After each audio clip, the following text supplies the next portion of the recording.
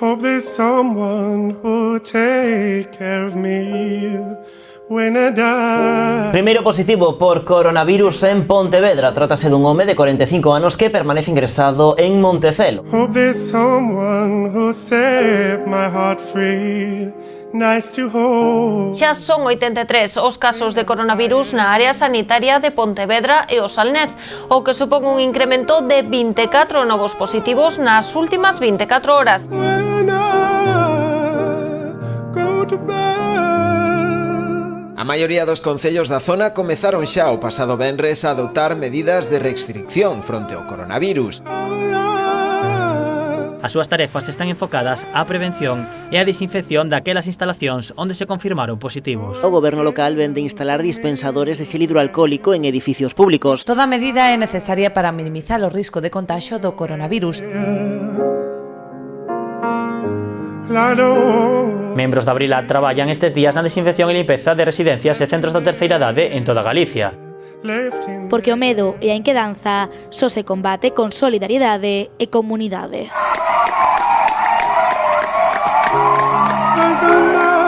Con esta nova prórroga do estado de alarma, os hostaleiros non acaban de ver o futuro con certeza e saben que están a cola no caso dunha desescalada progresiva do confinamento. As novas que chegan sobre o coronavirus non son todas negativas. Estes días pasaban a planta os primeiros pacientes infectados polo COVID-19 da área sanitaria de Santiago de Barbanza.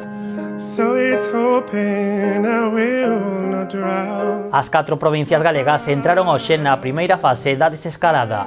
A apertura de terrazas e pequenos comercios non son as únicas novidades que implica o cambio de fase. Esta é unha das medidas máis agardadas da fase 2 do desconfinamento na crise sanitaria do COVID-19. A comunidade vive dende hoxe na nova normalidade, onde todo e nada volven ser como antes da pandemia. Este sector foi un dos últimos en reabrir tras a crise do coronavirus e agora poderían ser os primeiros en volver a pechar. Will I go? A pandemia rexistra 94 novos casos na área sanitaria de Pontevedra e o Salnés. En total, son 1.194 os casos activos, 54 máis ca onte. Sanidade obrigou a pechar este colexio pontevedrés tras detectarse un brote de coronavirus. Esta empresa no polígono de Sete Pías de Cambados é o epicentro do gromo de coronavirus. Veamos o comezo do informativo gromo da residencia de Ribadumia vai a máis. Toque de queda entre as 11 da noite e as 6 da mañá, reunións limitadas a convivintes e peche perimetral. Vila García súmase á listaxe de concellos con restriccións especiais para frear o avance da pandemia. Dende esta medianoite, Sanxenxo pasará a estar na lista de concellos con restriccións polo avance do coronavirus. O conselleiro de Sanidade anunciaba a decisión de estender as limitacións especiais aos concellos de Ribadumia, Meis e Meaño. Boiro convértese así no primeiro municipio das comarcas do Barbanza, Muros e Noia, que se sitúa no nivel máximo de restriccións.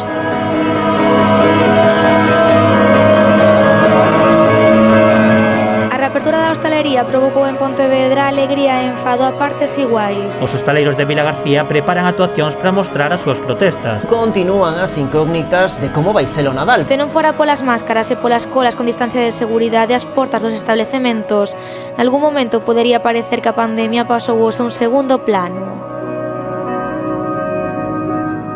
Ata aquí por hoxe as novas do día en Canal Rías Baixas. Coídense e moito sentidiño.